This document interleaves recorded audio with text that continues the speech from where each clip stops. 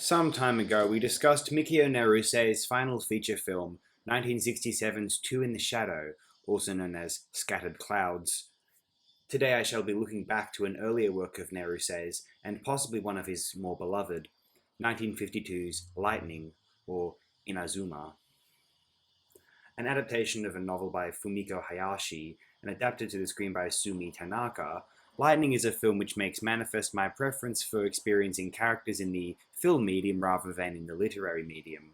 Characters within novels too often become descriptions of thoughts or actions, or worse, waxy metaphors. If I had to reduce the plot synopsis of Lightning to any one subject, it would be the relationship between a mother and daughter. The daughter, Kyoko, is portrayed by Naruse's iconic star Hideko Takamine, and her mother, apparently unnamed in the film, portrayed by Kumiko Urabi. For those who are not aware, I had to refresh my memory as well. Kumiko Urabi was one of the first actresses in Japanese cinema and wound up appearing in over 320 films, working with, as well as Naruse, Kurosawa, Mizoguchi, Kinoshita, Ichikawa, Gosho, Shindo, Fukasaku, and Obayashi. What a legacy of work Urabi left behind, truly one of the cinema's most dedicated angels. Predominantly, the film's subject matter is the consequence of the mother's actions as a younger woman. Kyoko was born out of wedlock, as were her two sisters and brother, each sibling fathered by a separate individual. The film never passes judgment on the mother, and Naruse is not interested in passing shame upon her, and the screenplay is completely neutral. The film is interested in exploring other characters' judgments on her as part of an illustrative living dialogue on cultural stigmas concerning human reproduction. This speaks for itself. Only until the other characters within the narrative, namely her children, attempt to shame the mother for her choices in life, do we begin to interpret her informal mothering as in any way negative. On the secondary, this film pertains Kyoko's relationship with her siblings. Kyoko appears to express disappointment with her sister Nuiko, who is engaging in an extramarital affair, and mild envy for her other sister Mitsuko, happily married and running a seemingly successful clothing store.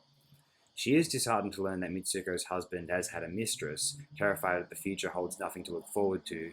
Without an obnoxious narrator, third person or first, obstructing the spontaneous, confused humanity of its characters, cinema proved itself superior to the blurred photograph that is literary illustration. We witness and experience the events of this narrative as a vivid memory as opposed to some ambitious linguistic architecture.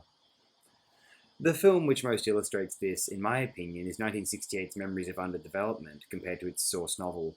Tacky, formal literary devices/rules which follow a boring academic checklist versus the experimental, evocative, technical precision, seamless and articulate pure experience of what Goddard referred to as the data of consciousness.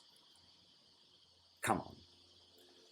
So I shall cease my commentary on Mikio Naruse's Lightning here. Allow me to quickly summarize by saying that this is one of the finest Japanese dramas I've ever viewed, and thereby one of the finest film dramas I've ever viewed, period. Recommendable to any audience interested in a coherent, emotive drama, and one under 90 minutes at that.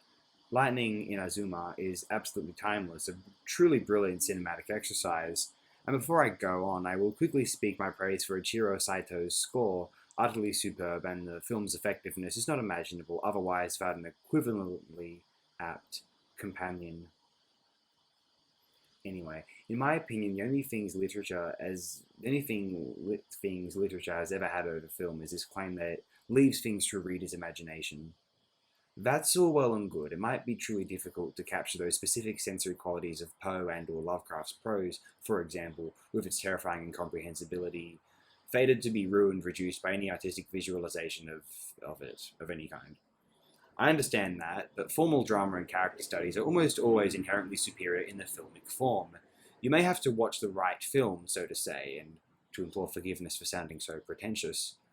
By the right films, I mean the films that are trying to communicate a point, not the functional devices or distraction tools which corporations produce to make a profit, and I'm not faulting them for that in and of itself, here and now. The insincere, vaguely cynical Hollywood film adaptation of an acclaimed, accomplished novel is going to be limited in its translation of its source substance. Is the still beloved and brilliant 1962 film adaptation of To Kill a Mockingbird as insightful into its characters, particularly its narrators, given the autobiographical nature of Harper Lee's work? Psychologies? No, not really. But could it have been? Almost definitely, yes. It has the capacity to. The film might have to be longer, more experimental, less audience friendly, or whatever one might suggest. But yes, very possible. With film, characters can become memories of an experience as opposed to associations of statements. I hope some of this was mildly entertaining or insightful. Have a fantastic day, everyone.